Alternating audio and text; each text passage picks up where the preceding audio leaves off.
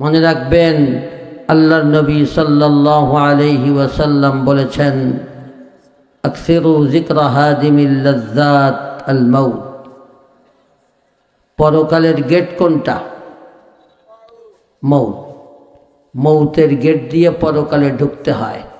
এক এক দেশ থেকে আর এক দেশে ঢোকে না, তো মৌতের গেট দিয়ে পরকালে ঢুকতে হয়। আপনি মৌতের গেট দিয়ে ঢোকার সাথে সাথে প্রথম ঘাঁটি হলো আপনার কবর, তাই তো? এরপরে এক এক ঘাঁটি আসবে, কিন্তু পরকালে ঢুকতে হবে মৌতের গেট দিয়া।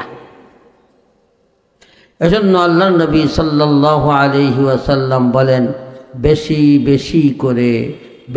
বেশি করে ওই মৃত্যুকে স্মরণ করো, যেই মৃত্যু তোমার দুনিয়ার জীবনের মজাকে, পরিকল্পনাকে, আশা আকাঙ্ক্ষাকে চূর্ণ বিচূর্ণ করে দেয়। ওই মৃত্যুকে তুমি বেশি স্মরণ করো। একবার যদি চিন্তা করেন, আরে এত কিছু করতেছি, আজকে যদি মরে যাই, 5 তলা বিল্ডিং করতেছি, এত কিছু করতেছি, যদি আল্লাহ এখন ডাক দেন, এটা তো জরুরি না যে আমি অসুখে পড়ে থাকবো তারপরে মরব। বহু মানুষ ঘর থেকে বের হয়েছে বাজার করতে, আর ফিরে আসে নাই। হয়েছে না এমন? হাজারো ঘটনা আছে, যে ঘটনাগুলা আকস্মিকভাবে মানুষ কল্পনা করে নাই, তারপরেও ঘটে গেছে। একেবারে পূর্ব পরিকল্পিত মৌত আর কয়জনের হয়? আর আল্লাহ তো এই জন্যই মৌতটাকে আল্লাহ তাআলা এজন্যই মানুষের যে কারো মৌত নির্দিষ্ট করেন নাই। আল্লাহ খালি মৌতটাকে রেখেছেন ওই যে ওমা তাদরি নাফসুম বিআইয়ি আরদিন তামুত, কখন কোন মাটিতে কিভাবে মরবে, কিভাবে। এমনকি আজরাইল যে মারবে সেও অনেক আগ থেকে জানে না, তাকে লিস্টি দেওয়া হয় অল্প কিছু আগে তাকে লিস্টি ধরায় দেওয়া হয়, আজকে এদের জান কবজ করা লাগবে। উনিও পূর্ব থেকে সব জানে তা না, তাইলে আর কে জানবে বলেন? আমার ভাইরা, এই জন্য যে বান্দা সদা সর্বদা পরকালে যাওয়ার জন্য কমপক্ষে প্রস্তুত থাকবে। গুনাহ তো মানুষের হবে। আমি যদি বলি যে গুনাহ হবে না, এটা ভুল কথা, মিথ্যা কথা। অনেক আমাদের অনেক পীর সাহেবরা কিন্তু একটু অতিরিক্ত কথা বলেন, গুনাহ করে না, মুস্তাহাবের খেলাফ করে না। কে বলছে? যেখানে আল্লাহর নবী বলেন কুল্লু বনি আদম খাত্তা। আল্লাহর নবী কি বলতেছেন? কুল্লু বনি আদম খাত্তা। শুধু নবীরা ছাড়া সমস্ত বনি আদম গুনাহ আছে, ভুল আছে। গুনাহ হওয়ার চাইয়া গুনাহ হওয়ার পরে তওবা না করা বেশি দোষ। যদি গুনাহ কেউ নাই করবে, তাহলে আল্লাহ বানানোর দরকারই ছিল না আমাকে।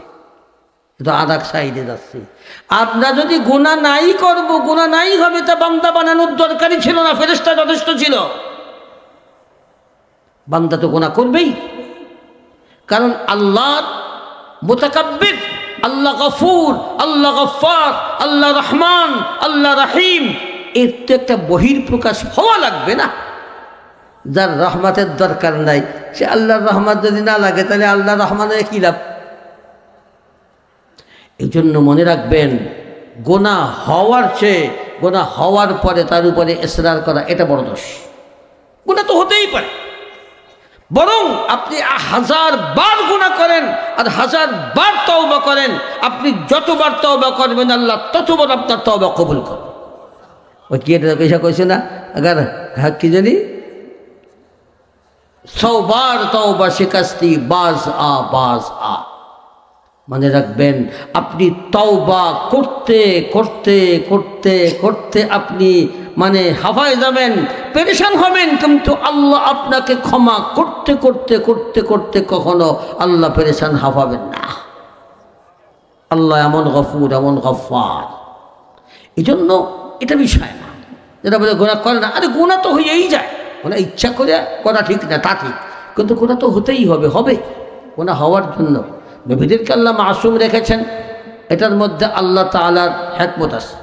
মানুষের মধ্যে গুনাহ করার মতো অবস্থা দিয়েই আল্লাহ মানুষকে সৃষ্টি করেছেন। গুনাহ হবে, কিন্তু গুনাহ হওয়ার পরে বসে থাকা এটা দোষ।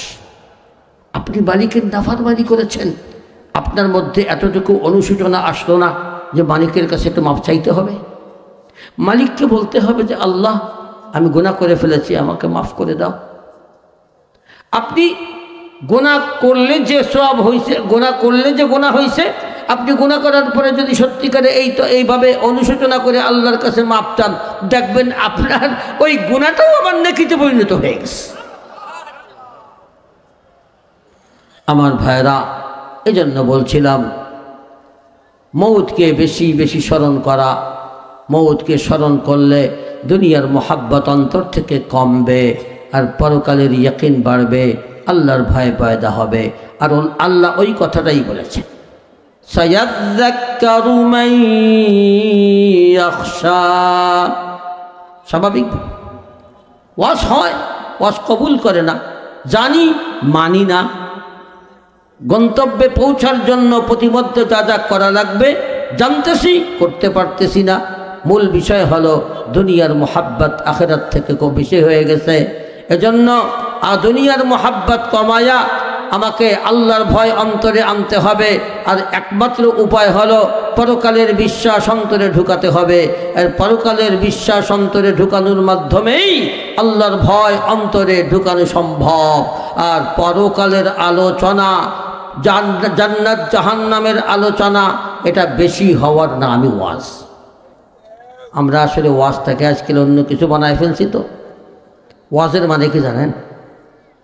বলতে গেলে আবার লম্বা কথা বলতে হয়। আল্লাহর নবী সাল্লাল্লাহু আলাইহি ওয়াসাল্লামকে আল্লাহ তাআলা ওয়াজ করার আদেশ যত জায়গা দিয়েছেন, এক জায়গাও আল্লাহ ইজ শব্দ বলেন নাই। আল্লাহ কি বলেছেন? যাক্কির। দেখেন তালাশ করে, কোরআন শরীফ তালাশ করেন, আমি দেখছি তো। যাক্কির কেন? ঈদ বলতে পারতেন না আল্লাহ? আল্লাহ বলেছেন ফাযাক্কির বিল কুরআনি মান ইয়াখাফু ওয়াঈদ ওয়াযাক্কির ফাইন্নায যিকরা তানফাউল মুমিনিন ফাযাক্কির ইন নাফাআতিয যিকরা ফাযাক্কির ইন্নামা আনতা মুযাক্কির। কেন? আচ্ছা ভাই জানে তাযকির মানে ওয়াজ, অথচ তাযকিরের শাব্দিক অর্থ কি? তাযকিরের শাব্দিক অর্থ হলো মনে করায় দেওয়া, স্মরণ করায় দেওয়া।